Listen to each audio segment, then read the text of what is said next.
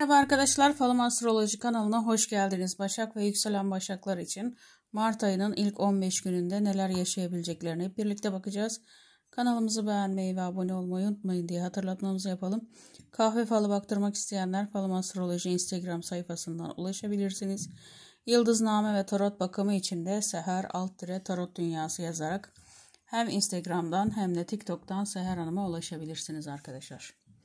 3 tane müjdeli haber kapının ağzında bekler vaziyette gözüküyor size.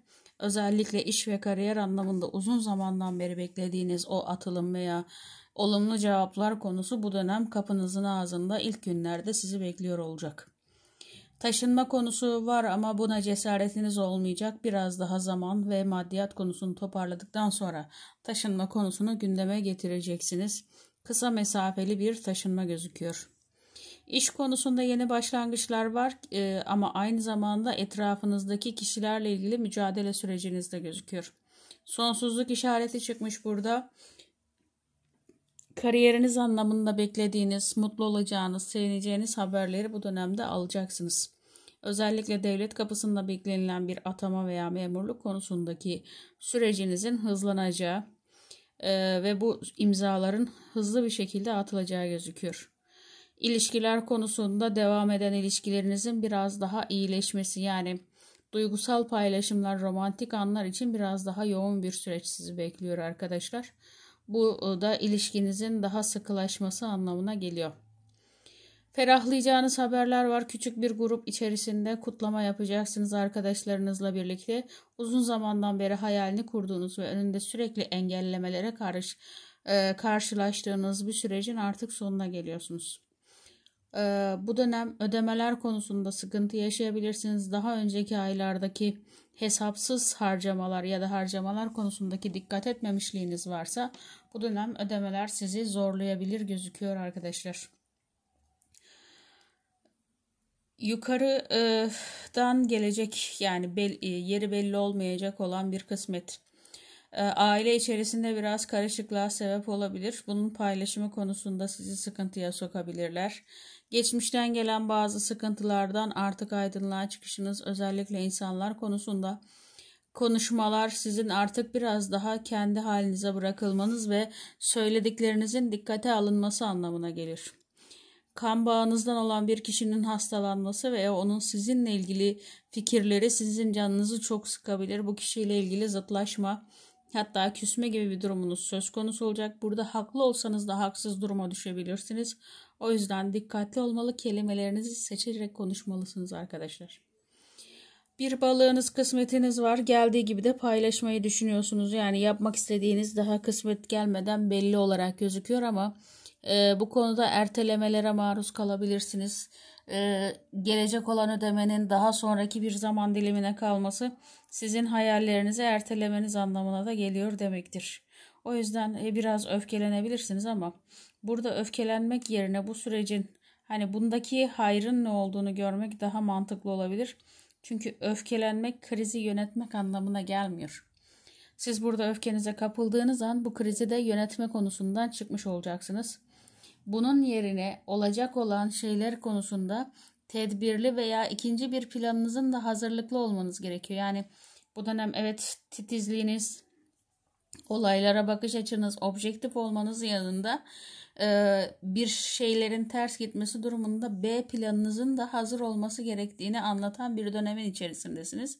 O yüzden bu dönem planlamalar yaparken ikinci, hatta üçüncü bir yedek planda yapsanız çok iyi olacak arkadaşlar.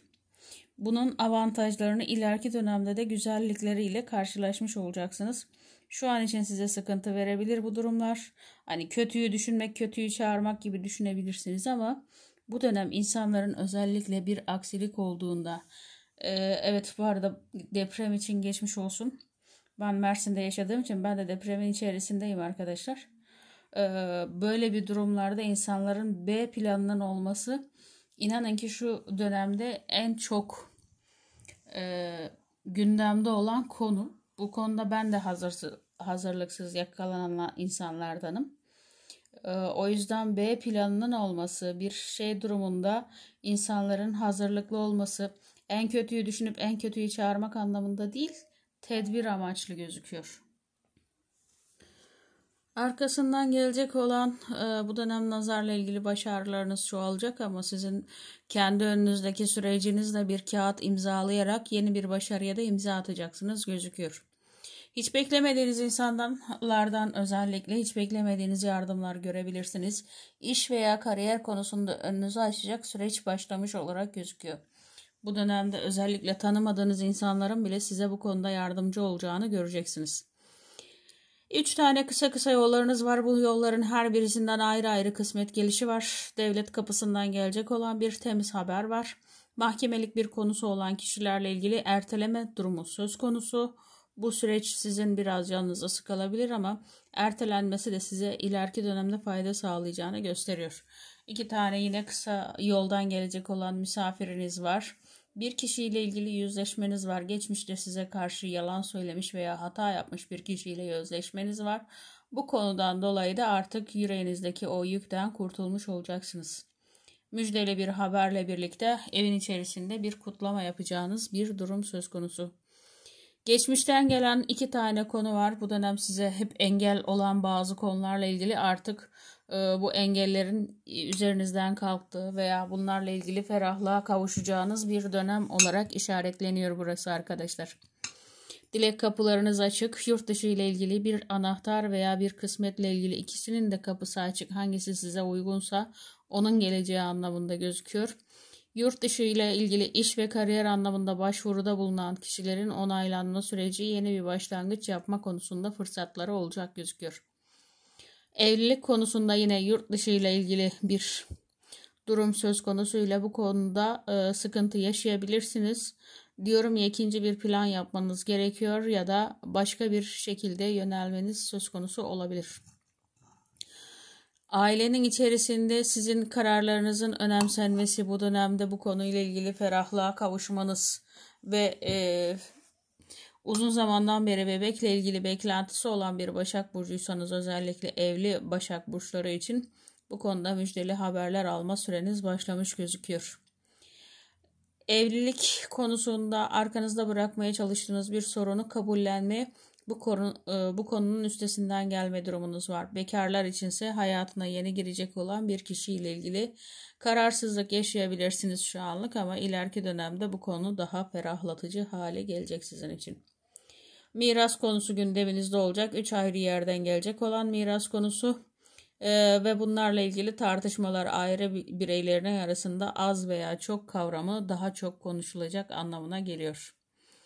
Kafanızın içerisinde tek bir konuda soru var. Sorunun cevabı da olumlu anlamda gelecek ve arkasından bir kısmet gelecek ama kısmetin gelmesi size hani çok da uğurlu geleceği anlamına gelmiyor. Çünkü başkalarının gözü var.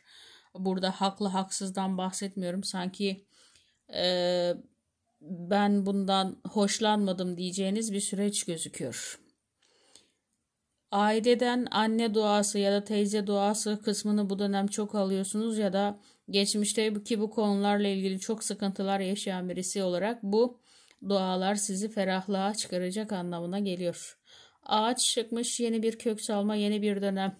Kendiniz için verdiğiniz kararlarda olumlu anlamda yansımaları olacağını ve sizin kendinizle ilgili attığınız adımların arkasının olumlu olacağını gösteriyor. Hani radikal değişimler konusunda bu dönem özellikle fırsat kapıları açık. Hem iş hem de özel hayat konusunda tamamıyla zıttına bir hareket yapmanız dahi size ferahlatıcı haberler anlamına geliyor arkadaşlar. Bir toplu paranız var ve bu konuyla ilgili bir mülk edinme söz konusu. Bu konuda ferahlayacaksınız ama ondan önce bazı kişilerin de buna karşı çıktığını göreceksiniz. İkinci dileğiniz daha çok bir kısmet, bir parayla ilgili bir durum. Hızlı bir şekilde gelecek. Başlangıçta bekliyormuş gibi düşünebilirsiniz ya da bugüne kadar beklediğiniz bir şeydir. Şimdi Mart ayında hızlıca elinize geçecek olan fırsatları işaret ediyor. Yani dileğiniz gerçekleşecek. Evet, Başak ve yükselen Başaklar için Mart ayının ilk 15 gününde neler yaşayabileceklerine hep birlikte baktık arkadaşlar. Kanalımızı beğenmeyi ve abone olmayı unutmayın derken Şubat ayının son 15 gününe çekmedim. Deprem dolayısıyla ben de depreme çok yakın bir yerdeyim. Bu yüzden de elimizden geldiğince hepimizin başı sağ olsun, hepimize geçmiş olsun diyelim. Videoları çekmedim. Zaten bu konuda da konsantre olmam çok zorlandı benim için. Şimdi de yine bu saatte hala deprem olurken yine bunları mı çekiyorsunuz diyebilirsiniz ama hayatın devam ettiği yerlerden geçmek zorundayız. Çünkü biz de bir geçim derdindeyiz sonuçta. O yüzden eleştirileriniz konusunda kağıttan okuyor musunuz demenize çoktan alıştım. Ama bu dönemde bu yapılır mı dediğiniz zaman bir tek acıyı siz mi çekiyorsunuz sorusunu sorarım. Çünkü ben burada iki çocuğumla sallanırken ben onlara depremden korkmaması için oyunlar üretmek zorunda kalan birisiyim. O yüzden eleştirileriniz konusunda biraz daha makul olursanız çok sevinirim. Hepinize tekrardan geçmiş olsun. Görüşmek üzere. Hoşça kalın.